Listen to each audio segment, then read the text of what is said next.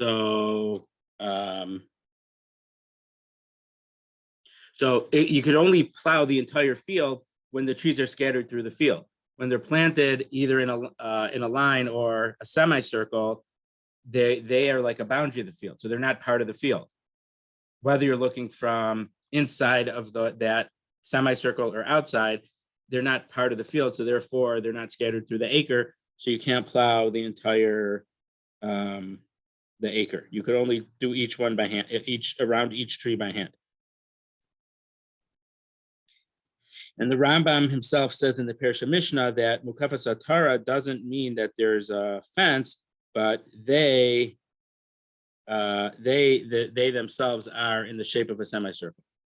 The Radvaz says that if there were more than 10 new plantings in the field, you're not allowed to plow the entire acre, because since they are young and tender, they're going to be uprooted. So I think what he means from here is that not that they're going to be uprooted, but sometimes there's did we see this in the last parak about olive trees? That, I don't know, maybe it's later on. But sometimes, no, it wasn't there. Sometimes they would take down some of the trees, because the less trees there would be in your field, the remaining trees would have better yields. So if you made these young trees and you had more than 10 in the acre, we know that you were gonna uproot some of them eventually, because you had too many trees. It was too dense. You planted the trees too dense to each other. So since we know that some are going to be taken away, you can't plow the entire field for them, because the only reason you're allowed to plow is a special heter that you don't have to add on to Shmitta for them. But that's only when you want them to live, because we know that we're not going to have them all living. According to the Radvaz, you're not allowed to plow when there's more than 10 per field. So the halacha Moshe Sinai specifically about 10.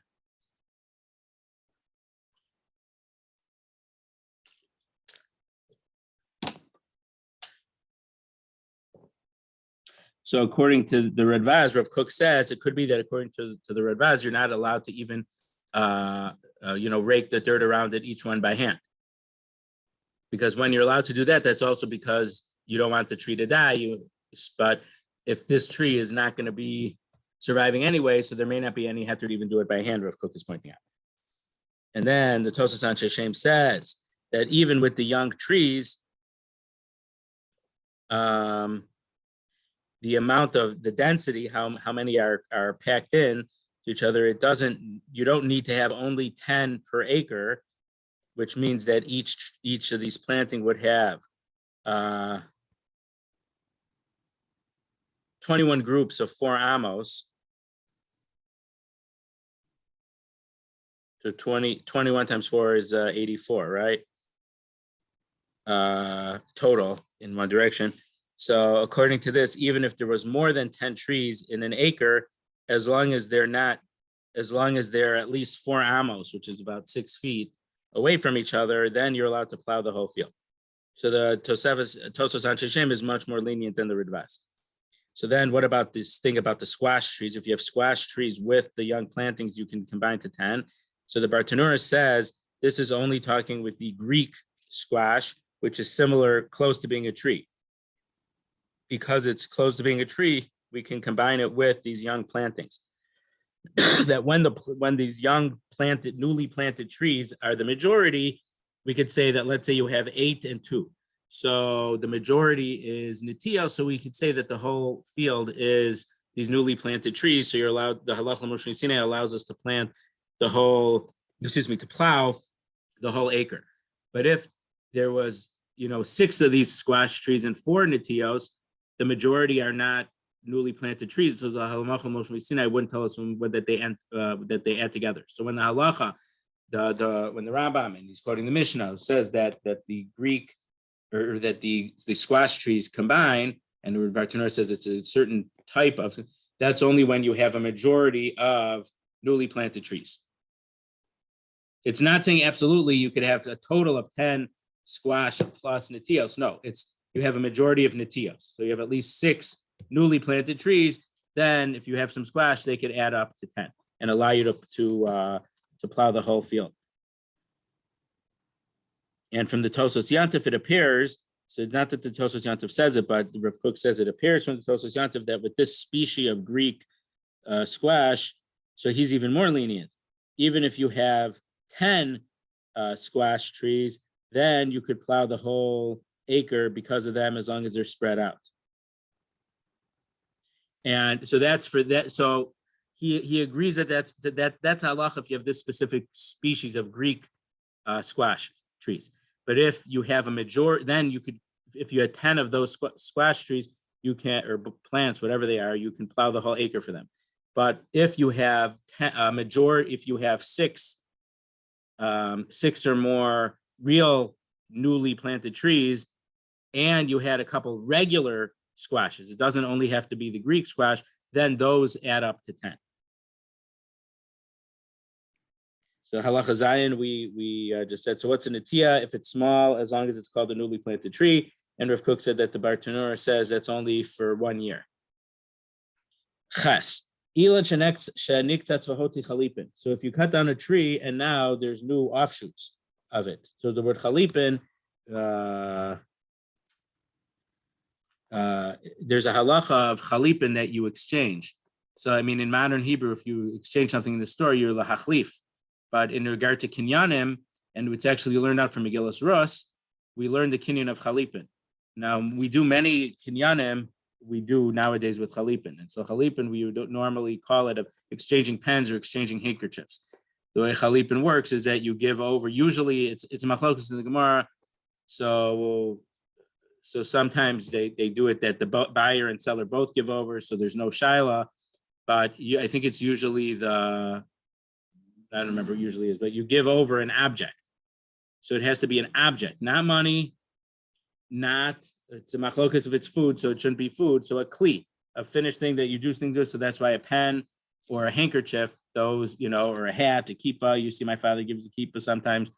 The chametz, it's for that purpose of chalipin. So I guess based on that, we would say that a chalipin is an offshoot.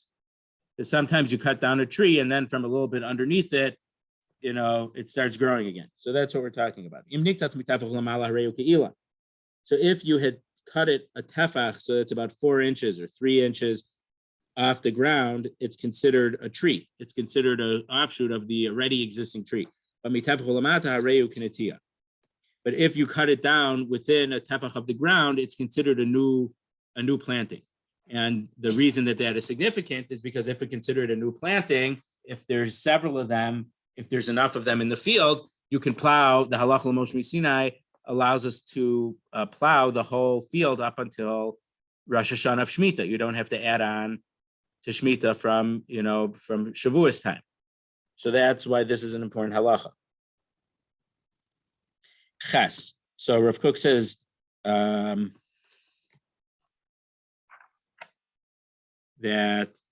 the Mishnah Rishona, he says, it doesn't seem to be very enthusiastic about it, that this is only a stricter, that if it's like a new planting if it was within 3.5 inches from the ground. But if it was less than 10 tfachim, even if it was still making a big enough yield that it would make a regular size fig cake of 60, you're not allowed to plow the whole acre because of that until you had 10 trees. But if there were 10 trees, you do not have the heter of the newly planted trees that you could do until Rosh Hashanah. They're only like regular mature trees that you're only allowed to plow them until Shmitta. Until Shavuos. Wait, let me read that again. I read something wrong here. That which we said that if it was within 3 inches of the ground, it's like a newly planted tree. That's only we only say that to be strict. That if there were less than 10 trees, even if they have a good yield of figs, we do not plow the whole acre because of them, unless there were 10 trees. Meaning, because the regular halacha is if you had 3 trees that make that much, you could plow the whole field. So we say this is strict, that if but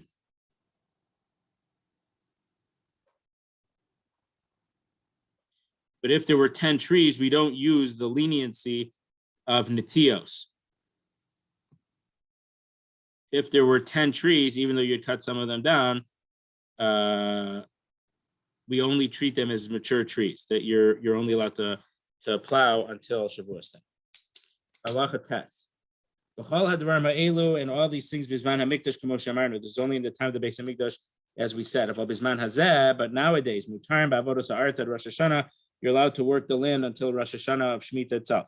After Bisman HaMikdash Mutar L'Sakol Zabal Hasados, even in time of the Beis HaMikdash, you were allowed to remove the stones, and you were allowed to fertilize the fields. V'ladar hamikshos v'midlos v'beis hashlachim ad Rosh Hashanah, and to hoe the cucumbers and the squashes and the dried fields that needed to be irrigated until Rosh Hashanah. Umizavlin, umefarkin, umaavkin, umaashnin. You're allowed to fertilize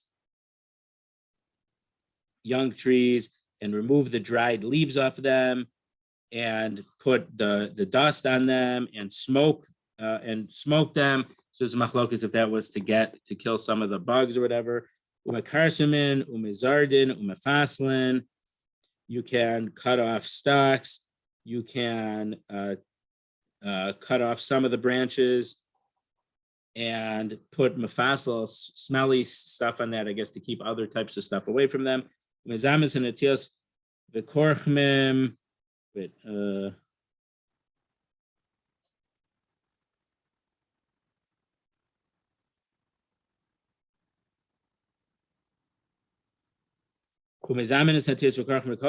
could put the stinky stuff on the young trees and bind them up.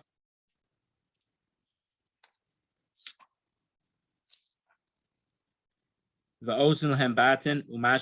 can make houses around them and you can water them. And you could rub the fig, the young fig that are developing, and make holes in them. So that was the thing that they needed they wouldn't ripen unless you did certain things to them.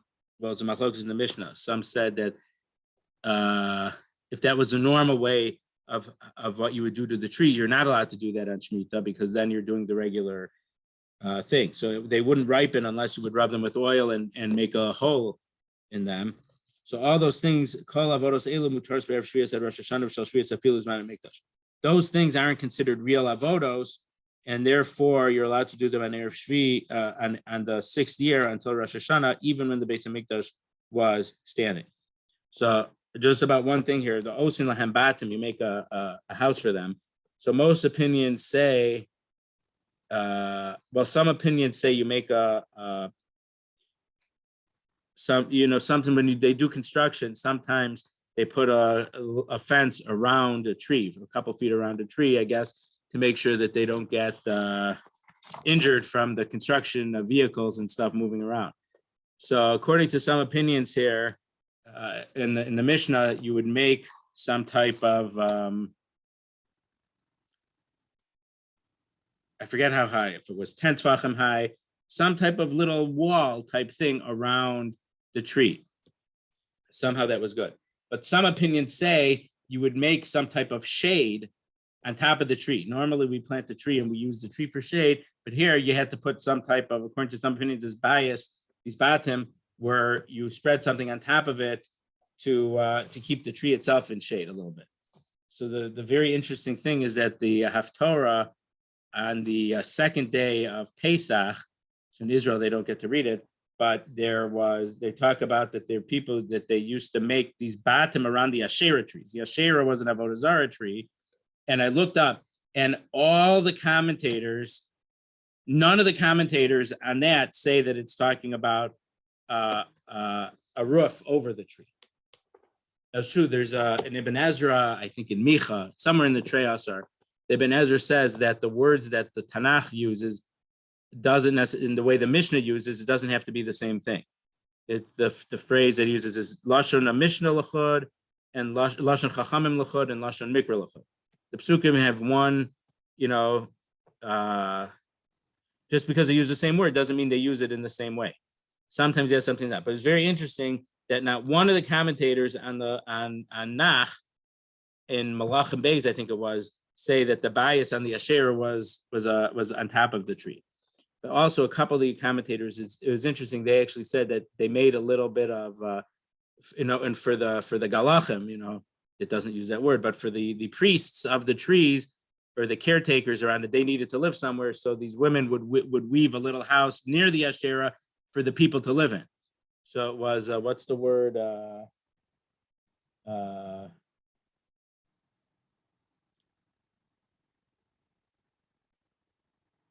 When the church or the shul pays for where the rabbi lives, what's it called? Or the priest, I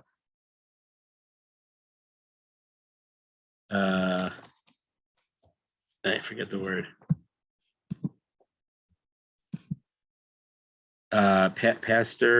Parsonage. So according to, I think, two of the Meforshim on there, it was like we have parsonage, but they actually they made these little houses for the people who took care of the Avodah Zarah to live. But most of that, but all the other commentaries say that it was a thing around the tree. No one says it's on top of the tree. But for this, the Rambam here doesn't say, but on the Mishnah, some of the commentaries say that it's around, and some say it's on top. I think the Yerushalmi in the Mishnah only says it's on top, which seems very strange. And then it gets into discussion we mentioned in Perek Aleph, if you grow something indoors. But it seems that this is definitely not growing it indoors because it's not a real roof and it doesn't have walls either. But when the possibility, which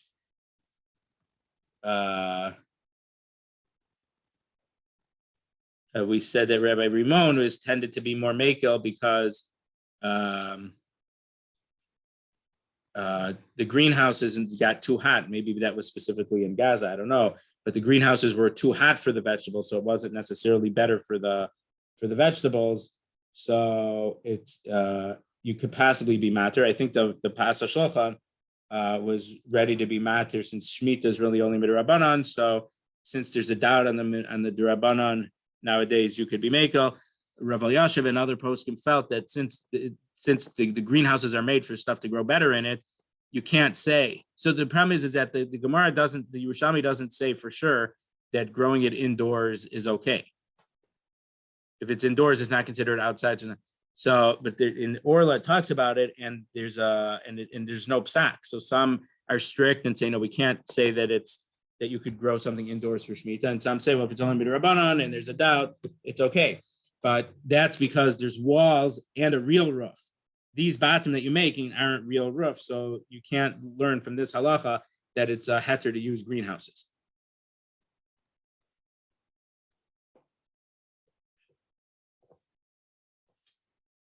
Okay, Tess.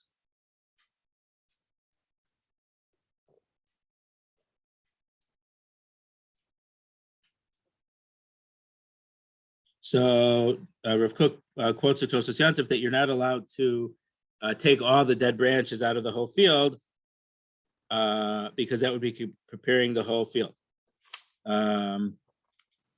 Only that which you would take around each individual plant in order to get what you would need from the 60 years crop, which is mutter to take, that's what you're allowed to do. You could even plow with a team of oxen. And even though the word idor would mean some type of man using clippers that a person would use, he's saying it could either be animal power. So I guess nowadays the nafkamina would be, could you use something that would be electric power or hydraulic power? So if you were able to use animal power, so then you would be able to use, let's say, hydraulic power. I don't know if they actually use things like that in the field, but if there would be such a thing, my guess is if you'd be able to use the oxen-powered stuff, you'd be able to use hydraulic-powered stuff for this. And the irrigated fields that you need to be watered, or because if not, they definitely dry up. When you're allowed to remove this stuff, that's only if it's a vegetable garden that needs to be irrigated. So therefore, you also need to take care of these other branches around. Then you're allowed to, so I guess since it needs water, if you have these other things growing around there, they would use up some of the water. So if you cut them out or uproot them, then you're saving the rest of the water that's flowing over there for the rest of the vegetables to actually grow. So then you'd be allowed to do that stuff up until Rosh Hashanah. But if it's an irrigated grove of trees, Rav Kook says there's no heter. You'd only be able to plow it until Shavuos, just like a regular orchard or tree field. Because everyone knows that plowing the field isn't going to help the trees that are the fruit that's already on the trees. Because right now, when Shmitta is starting, if there's fruit on the trees, there's 6th-year produce. So that you're allowed to harvest regularly because it's not Shmitta produce. But plowing isn't going to help that stuff because that's already growing on the trees. And then applying fertilizer and mefarkin. Mefarkin is you're taking some of the branches, some of the leaves from the tree to make it lighter, so that the stuff that's growing will grow better. That's how the Rambam says in Pirush Mishnah, and Rashi Moed Katan says that you're removing stones that are on the roots of the tree. Uma'avkin uma'ashnin, you put dust or you smoke, so you're putting some type of smoke there in order to kill worms or bugs that are in the tree. The karsamin, you're cutting off dead branches from the tree. Mizardin, you're removing moist branches. You're removing some moist branches, but leaving some moist branches. The faslim, you're taking off the psolas, the waste stuff from the tree. And then he quotes the Bartanura that you're allowed to cut all the branches off and put it up until, I guess, the main branch, so that the main branch could get thicker, which seems to be a little bit of a leniency. But you're allowed to cut all of the other branches up back to the main thing, so that main thing will get thicker. And then he quotes Rashi and Moed Katan that a tree which is going different ways and has branches all over the place, you're allowed to tie them so they will grow up. So if they're growing down, you're allowed to. So I mean, we know sometimes you put some type of stick. Oh, hey, what's going on here?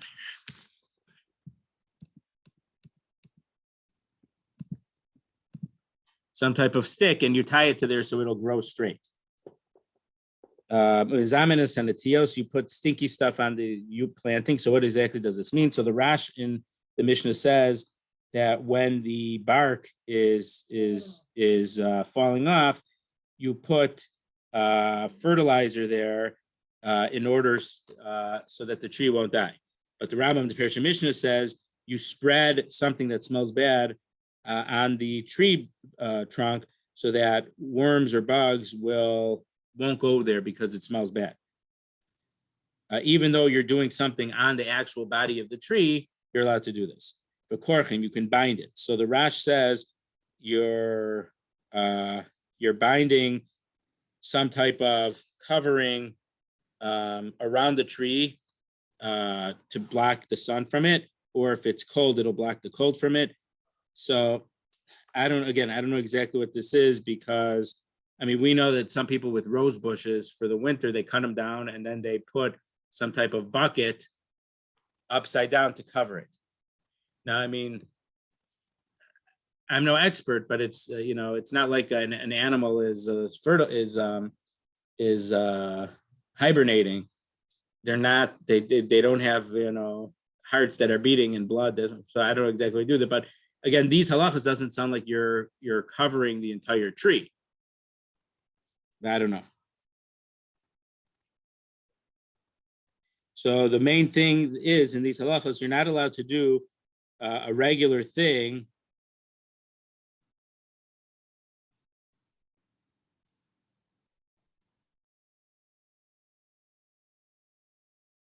So it seems that these are all of the heter. You're not allowed to do anything that's going to make the tree better. Excuse me. In general, you're not allowed to do anything that makes the tree better. But here, we're only talking about Tosefes Shvius right now. We're not talking about doing it on Shmita. So even though some of these things are going to make the tree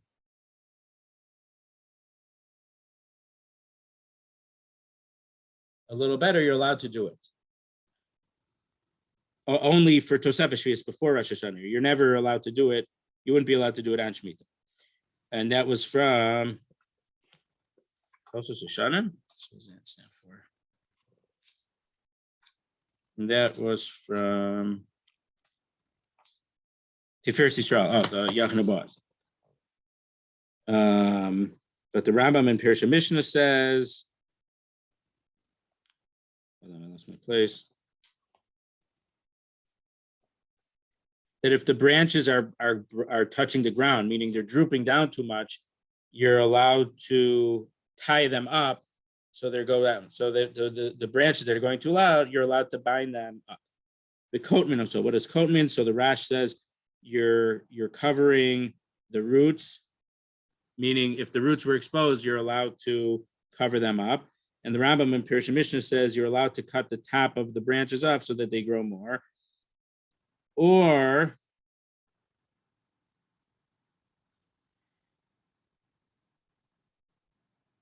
Shayidu Pirush Yoser. So I remember when we were doing the Shnaya, some say that you hang something from the tree, because if the tree thinks that a fruit is growing there, it's going to send more sap or whatever to that. So I don't know if that's what he's saying right now. And then he goes straight into the next phrase, you can make a house around it. What does it mean? It's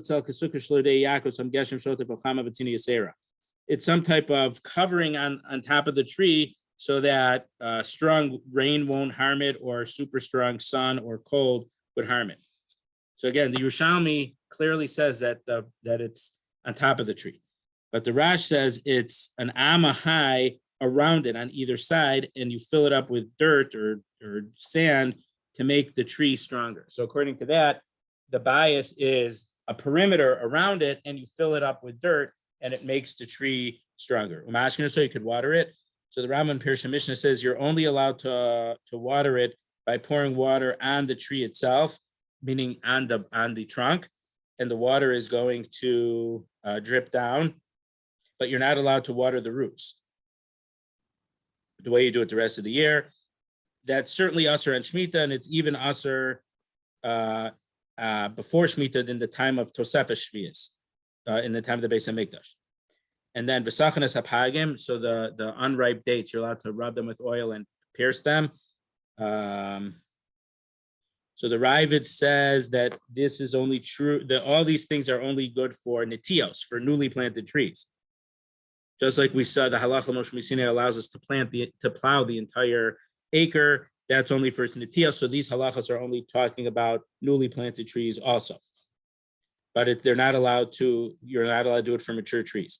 And there is an opinion that the Ravid brings or mentions that it doesn't matter for old, young, newly planted trees or mature trees.